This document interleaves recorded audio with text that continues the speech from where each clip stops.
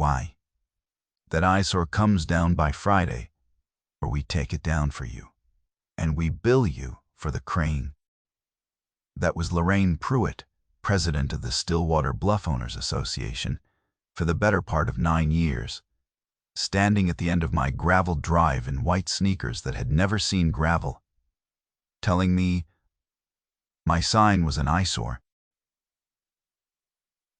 The sign she meant was a hand-routed cedar board that read Bowen Sign Works, hung on a steel post at the mouth of my own property, 11 miles up a county road, on 4 acres.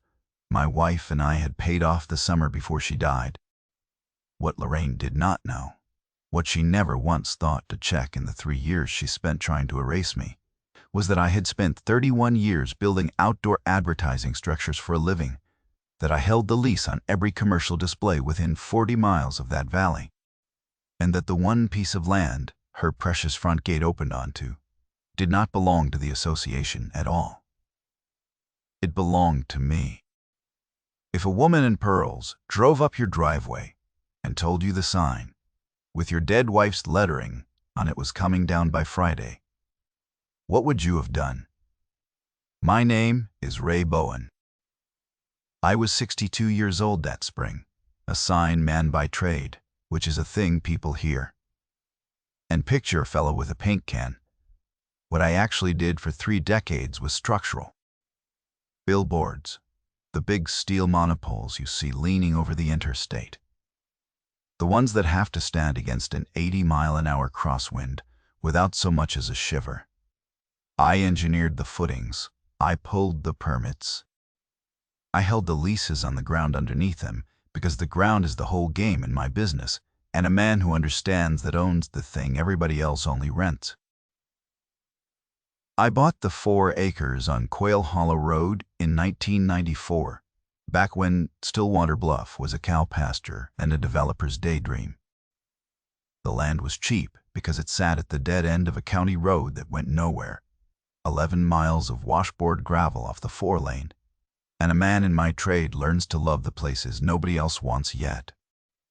Carol and I built the shop ourselves, board by board, on weekends, hauling lumber up that gravel in a borrowed flatbed because we could not afford delivery. It took us 2 summers. I poured the slab myself, over thick the way I poured everything, and Carol laughed at me for footings a sign shop did not need. I told her then what I will tell you now. You build for the storm you have not seen yet, not the weather out the window. She wrote that down on a scrap and pinned it over the press, and it hung there for 26 years. We raised our daughter Nell in the little house behind the shop. Carol did the lettering on every sign that left that building for those 26 years.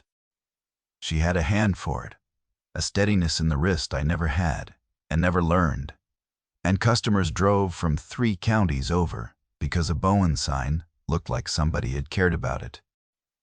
She used an old 1/4-inch routing bit she favored over every newer one I bought her. Said it cut cedar the way she liked, and she kept it sharp herself on a stone by the window. When she passed, in the spring, 2 years before any of this began, I kept that bit in a drawer by the press, and I have never let anyone else touch it. I hung one last board she had cut and lettered Bowen Sign Works in her own clean hand, at the mouth of the drive on a steel post I set in concrete because I do not know how to set a post any other way. That board was the last thing of hers that the weather could still touch, and it was the sign Lorraine Pruitt drove 11 miles up a gravel road to tell me would come down by Friday. Here is the thing I want you to hold on to, because it is the whole story. When the developer platted Stillwater Bluff in 2001, 7 years after I already owned my 4 acres, his survey crew made a mistake that nobody caught for a generation. They ran the subdivision's entrance road and the grand stone gate they later built across it, straight over the southeast corner of my parcel. 41 feet of association roadway. The gate, the monument sign, the whole performance sits on land that is recorded, deeded, and taxed to me. I knew it the day they poured the footings. A sign man learns to wait for the lease to mature. I tried the neighborly way first. I always do. The first letter came in the spring of the first year, printed on association letterhead, informing me that my business sign violated community aesthetic standards and that I would be assessed a fine of $50 per day until it was removed. I did not own a home in Stillwater Bluff. I had never signed a covenant. My 4 acres predated the subdivision by 7 years and had never been annexed into it. I drove down to the clubhouse on a Tuesday morning to explain that, calmly, with my deed, in a folder under my arm. Lorraine was at the head of a folding table with 2 board members flanking her, a man named Doug Feeney, who sold insurance, and a retired schoolteacher named Pam, who would not meet my eyes. Lorraine had on a linen blazer the color of unripe peaches, over a pressed white blouse, pearls at her throat, and reading glasses pushed up into a bob so sharp it looked drawn on with a ruler. There was a clipboard in front of her with my address typed at the top, and a checklist beneath it, and she had her hand flat on it the whole time, the way some people keep a hand on a Bible. The clubhouse smelled of new carpet and burnt coffee. I had pulled off my work boots at the door, out of habit, and stood there in my socks like a man called to the principal's office, holding a folder with my deed in it. "Mr. Benty." "Bowen," she said before I had finished sitting down. "Your parcel is functionally part of our community, whether your paperwork agrees or not. People turn off the highway, they see your little sign, and they form an impression of all of us. That sign is the first thing our residents see coming home. It will come down." I set the folder on the table and opened it, and slid the deed across so the legal description faced her right side up. I told her, plain, that my 4 acres predated her subdivision by 7 years, that they had never been annexed, that I had never signed a covenant, and that there was no fine she could lawfully assess against land that was not hers to govern. Doug Feeney leaned in to look at the deed. Lorraine put 2 fingers on the top edge of it and slid it back across the table to me, without lowering her eyes to it once. "We don't need to read your paperwork," she said. "We know our community." Pam looked at the floor. That was the moment I understood what I was dealing with. Not a crook, not yet. Just a person who had decided the answer before she heard the question, and would rather lose than check. I put the deed back in the folder. That was the first thing I filed. A manila folder, dated, with her letter clipped to my 1-page note of the meeting, written that night at the shop bench in pencil while it was fresh. Who would not look, the time I arrived and the time I left? By the time this was over, I had a banker's box full of them, but it started with 1 folder and the date written in pencil in the top corner, and a deed she had refused to read. I want to tell you what calm costs, because people think calm is easy. It is not. Calm is the most expensive thing I own. Every letter that came up that gravel road cost me something I did not let show. Every fake fine, every photograph of a stranger pacing off the frontage. My wife and I cleared by hand. I am a man who built things to stand in a storm. Footings poured deeper than the code asked for. Steel braced against weather that had not arrived yet. And somewhere in that first year I decided that I would be the thing that stood. Not the thing that shouted, not the thing that swung first. The thing that was still there, upright and documented, when the wind quit. So I filed, and I waited, and I let Lorraine Pruitt build her case, against herself, 1 notice at a time, and I never once let her see that any of it landed. The fine started the following month. $50 a day, mailed weekly, the totals creeping up in a neat column on association letterhead, like she was keeping score in a game only she was playing. By the end of that first summer, the notices claimed I owed $4,200. I paid none of it, not a dollar, because you cannot fine a man. Under a covenant he never signed, on land you never annexed, no matter how official your letterhead looks. I filed every notice in order behind the last one. Count of notices that first year, $19 actually collected from me. 0. I want you to hold on to that 0, because it is one half of the pair of numbers this whole thing comes down to, and I am going to hand you the other half at the very end. That fall, the inspections began. A man in a polo shirt with a clipboard and a laminated badge that said Code Compliance, in a font I recognized from a print shop 2 towns over, started showing up at the foot of my drive, photographing the sign, pacing off distances, writing things down. He drove a silver hatchback with a magnetic placard on the door that he peeled off and tossed in the back seat before he reached the highway, which I know because Nell's camera caught him doing it. He was not a county code officer. The county had exactly one code officer, a heavy-set fellow named Walt, who I had bought coffee for at the diner 100 times. And Walt would no more pace off my frontage with a fake badge than fly. This was a man Lorraine had hired and dressed up to look like the government. The day he finally came far enough up the drive that I could meet him, I walked out, wiping my hands on a shop rag, and asked him for his county credential number, the way you would ask any inspector, friendly enough. He patted his shirt pocket and said he had left it in the car. I said I would wait while he got it. He looked at me, looked at the camera on the post, got back in the silver hatchback and left. He never came back. I filed the photographs I had taken of him taking photographs, and I filed the frame of him peeling the placard off his door at the foot of the drive. Incident number 22. I wrote it in pencil and put it behind the others. My daughter Nell was 17 that year, a senior, living with me in a house behind the shop since her mother passed. She was the one who started running the cameras. We had 4 of them up on the shop already. The kind that save to a drive on site, because a sign shop has compressors and steel stock and a plasma table worth more than my truck. Nell had grown up around the system and knew it better than I did.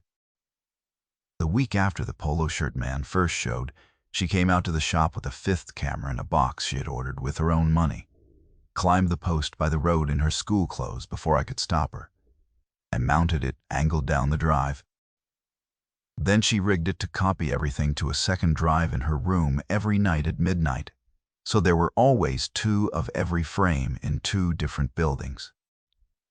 "If they want a picture of the sign," she said, coming down the ladder with grease on her good jeans, "let's make sure we've got a picture of them." I told her she had ruined a pair of pants. She told me her mother would have ruined 2. She was her mother's daughter, through and through. Steady hand, long memory, no patience at all for a person who would not look at a deed. I did not argue with her about the pants again. The day and time stamps from those cameras became the spine of the folder.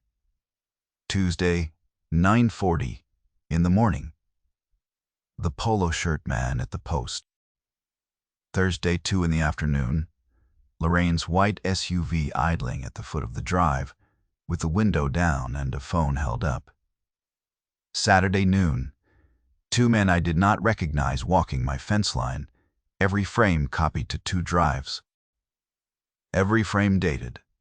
Nell labeled the folders on the computer the way her mother had labeled the cedar blanks in the shop, by date, by hand, no clever names, just the truth in order. It was the following spring that I understood. The fines were never really about the sign.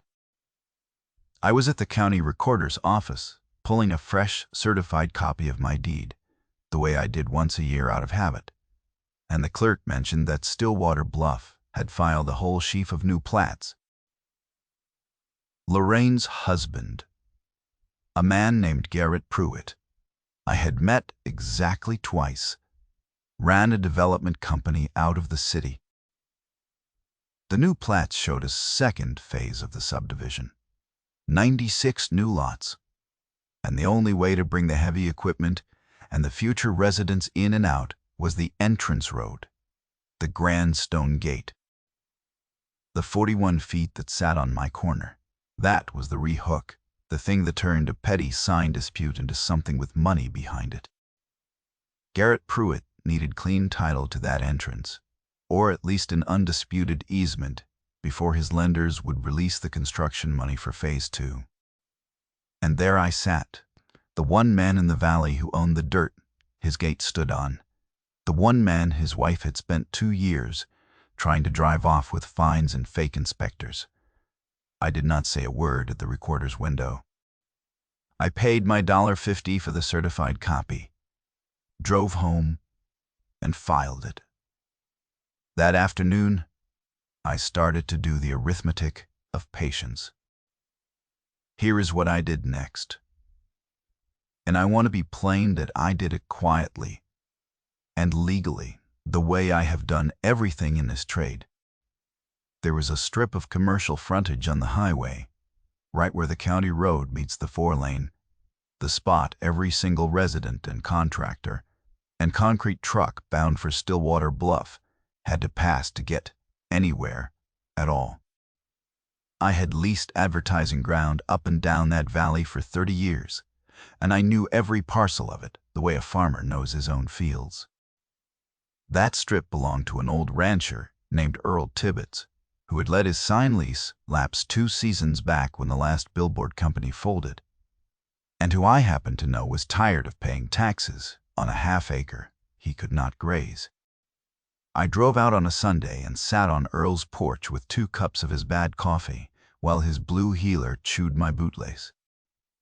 I told him I wanted the half-acre cash, with the standing Billboard permit that came attached to it, and that I would pay him a fair price for ground nobody else had offered on in years. Earl squinted at me a while. "You're the sign fella up Quail Hollow," he said.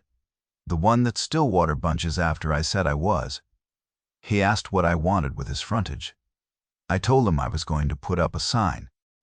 He laughed until he coughed and said that was about the most natural thing he had ever heard, a sign man buying a sign lot, and we shook on it right there. The deed transferred clean. The permit was current and in my name within the month. I did not build anything on it for a long while. A standing permit and an empty steel pole are not a threat. They are a tool waiting on a reason. I filed the deed and the transferred permit in the folder with everything else behind the camera stamps and the fake inspector, and I went back to waiting. Earl's frontage sat there, empty, at the throat of the only road into Stillwater Bluff, and not one person in that subdivision gave it a second look. Least of all, the woman who was about to need it not to exist. The escalations did not stop while I waited. They got worse, because Garrett's lenders were leaning on him, and Lorraine could feel her timeline closing on her like a gate. That was the summer the lawsuit came. A process server found me at the shop on a Wednesday, a polite kid in a wrinkled shirt who apologized while he handed me the envelope, and inside was a civil complaint, Stillwater Bluff Owners Association versus Raymond Bowen. The association sought a court order compelling me to remove my sign, declaring my parcel subject to the covenants, and granting the association a permanent easement across my southeast corner for, and I am quoting the complaint word for word, ingress and egress in perpetuity. There it was, in black ink, on a document signed by a lawyer, and filed with the court. The gate. The 41 feet. They had finally written down in a sworn court filing the exact thing they had wanted all along, and they had bolted it onto the petty fight about my wife's lettering to make the land grab look like a tidy little cleanup of an eyesore. I read the complaint twice at the shop bench with Nell standing over my shoulder, drying her hands on the same kind of rag I used. "They're suing us over the sign," she said. I shook my head. "No," I told her. "They're suing us over the gate. The sign was always just the excuse to get us used to losing the small thing, so we'd hand over the big one." Then Nell read the easement language herself, the in perpetuity part, and she went quiet the way her mother used to when she understood something all the way down. Then she said we had better make Sandra a copy of everything tonight, and we did. 2 copies, to 2 drives, the way we did everything. That was the count that mattered above all the others. 1 lawsuit filed, seeking the one thing in the valley they could not lawfully have, signed by an attorney who had plainly never once been handed my deed. I hired a lawyer of my own, a careful woman named Sandra Voss who practiced property law 2 counties over and did not raise her voice. She had a small office over a hardware store and a way of going quiet for long stretches while she read that made nervous people start talking just to fill the silence. I did not fill it. I gave her the folder. The 19 notices the first year, the photographs of the fake inspector peeling the placard off his door, the camera stamps copied to 2 drives, the certified deed I pulled fresh every year, the recorded plat that showed the developer's own survey running their road over my line. She read for the better part of an hour, without a word, and I sat across the desk and let her. Then she set the deed and the subdivision plat side by side on her desk, lined up the section corners, and tapped the place where the 2 boundaries crossed. "Mr. Bowen," she said, "do you understand what you're holding? They didn't just fail to annex you. They built their only entrance road and their gate across 41 feet of your land, and they've now filed a sworn complaint admitting they use it for ingress and egress in perpetuity. They've put their own trespass in the court record under their attorney's signature, and they did it to win an argument about a sign your wife lettered."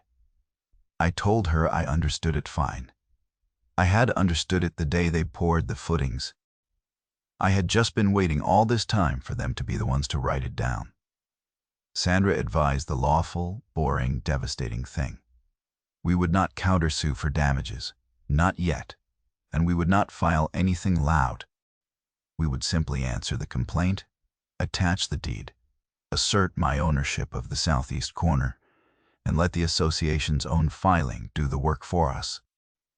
She said the worst thing we could do was give them a fight that looked like 2 neighbors squabbling.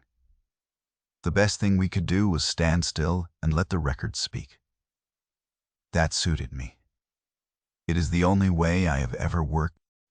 A deputy came out once during that stretch. A young man named Officer Kane sent on a complaint Lorraine had phoned in, claiming I had threatened her at the community mailbox cluster down on the highway. The trouble for her was that the camera on the post showed I had not, because I had not been home that afternoon at all. I had been 40 miles away, replacing a sign face for a feed store, and I had the work order and the gas receipt to prove it. Kane sat at my shop bench and watched the footage on Nell's laptop. The timestamp, plain in the corner, my drive empty all afternoon. And then he watched the work order slide across the bench. He closed his notebook, slow. "A filed complaint has to be looked at, Mr. Bowen. Whatever's in it. That's the job I don't get to pick," he said. "But I've looked at it now. Keep your cameras running, and keep that folder current." He pivoted clean the moment the facts showed up. He was never the enemy. He was a young man doing a hard job who needed a date and a time to stand on, and I had a banker's box full of them. Now, I will tell you about the billboard, because that is the part everybody wants to hear. While Sandra answered the complaint, I finally had my reason to build. I pulled my own permit file on the half-acre I had bought from Earl Tibbets, the parcel that sat at the throat of the only road into Stillwater Bluff. The permit was current. The frontage was mine. And there is no covenant in the world, no aesthetic standard, no association on earth that can tell a man what to put on his own commercial sign on his own deeded ground beside a public highway. I had spent 31 years putting other people's messages on steel. For once I was going to put up my own. I built it in a single weekend with 2 men from my old crew, Hector and a younger fellow named Sam who had apprenticed under me.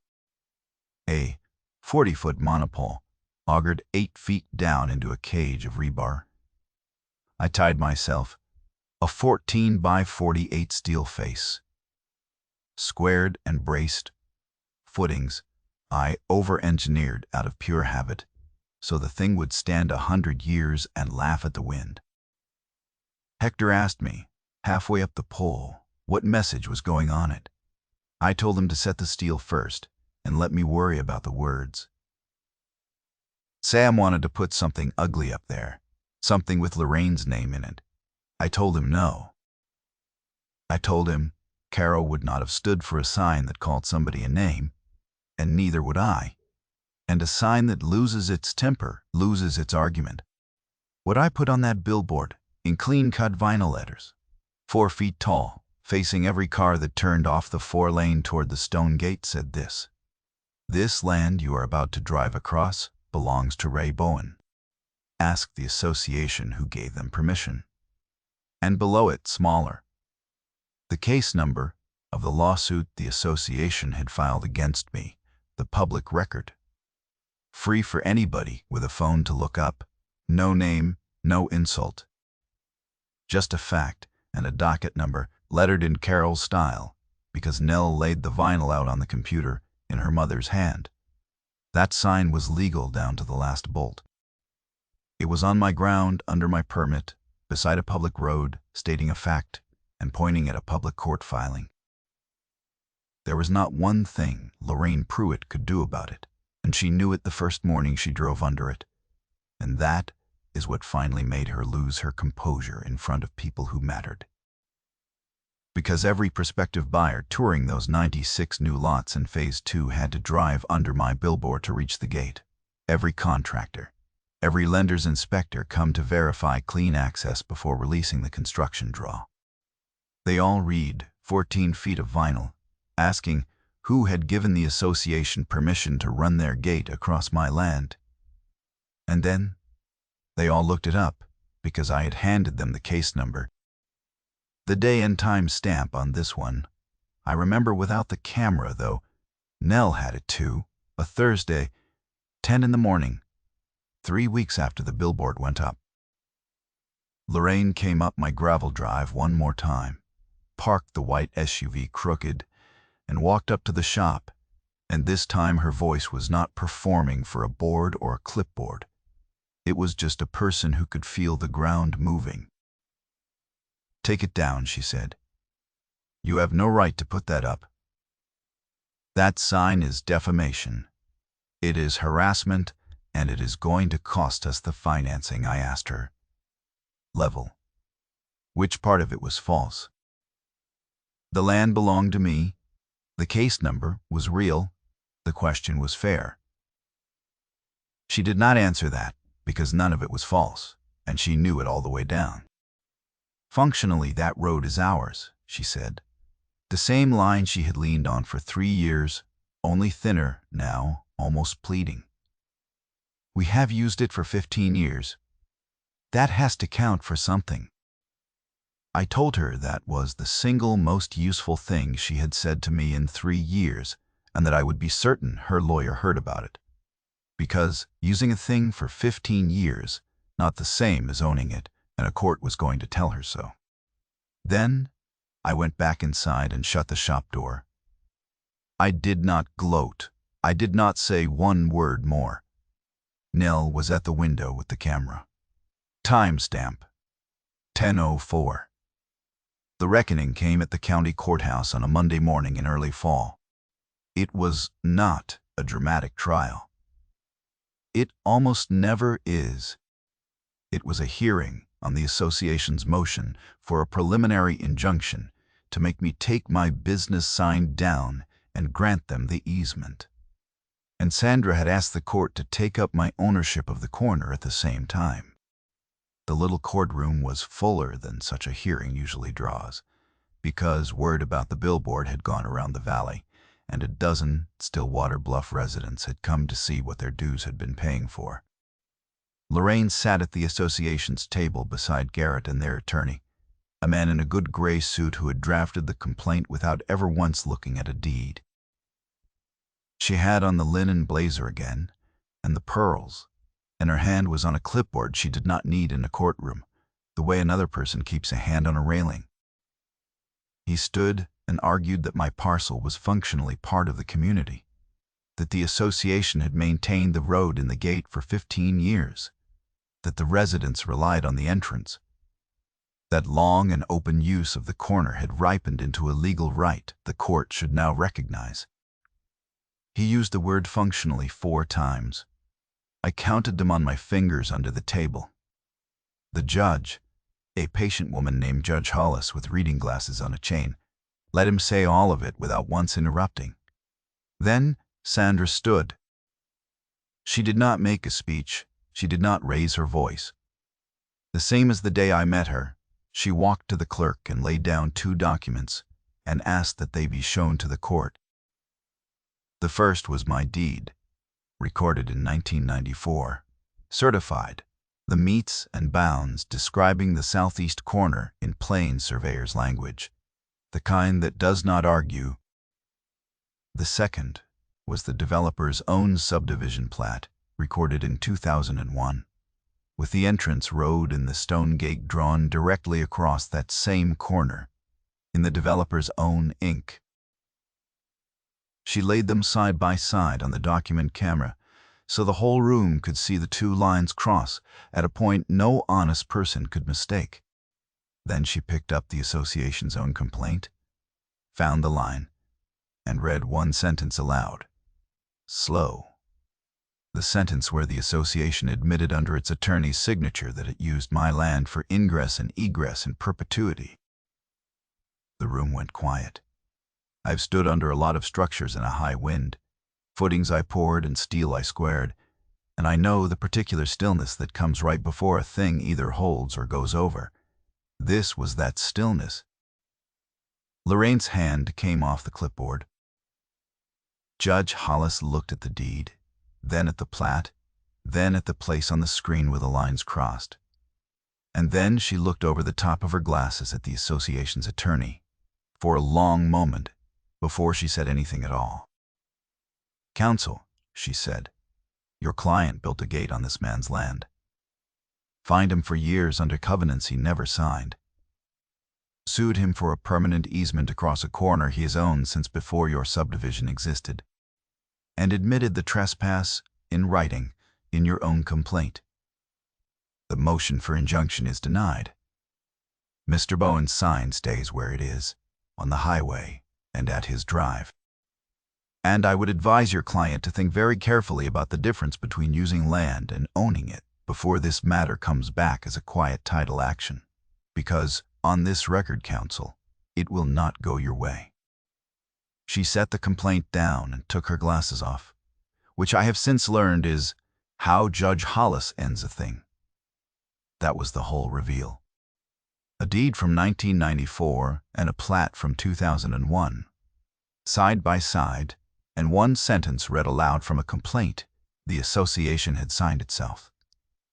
Here is the pair of numbers I asked you to hold. Dollars. The association ever collected from me in 3 years of fines, $0.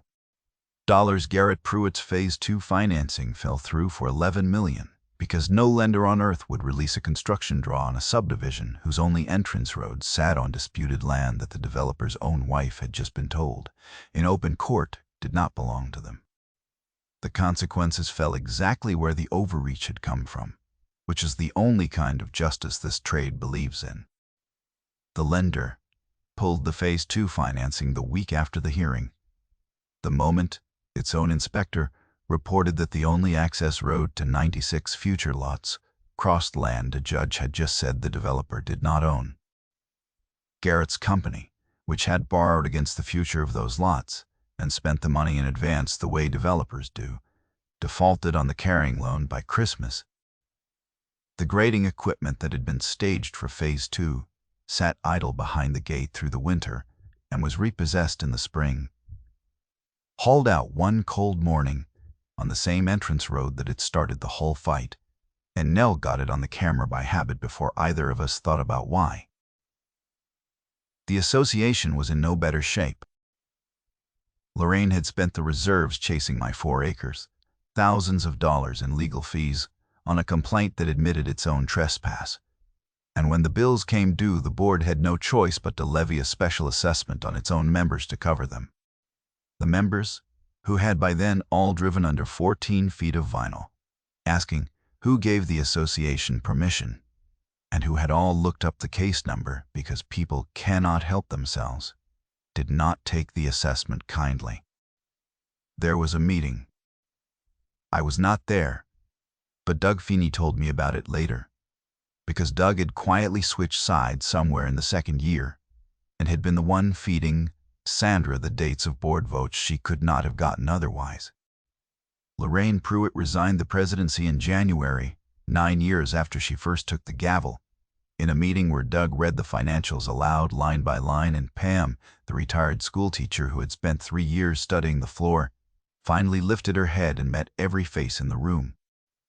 The new board's first official act was to send me a letter, on plain white paper, this time with no association crest on it, asking, politely, almost shyly, whether I might consider granting them a recorded easement across my southeast corner for a reasonable annual fee.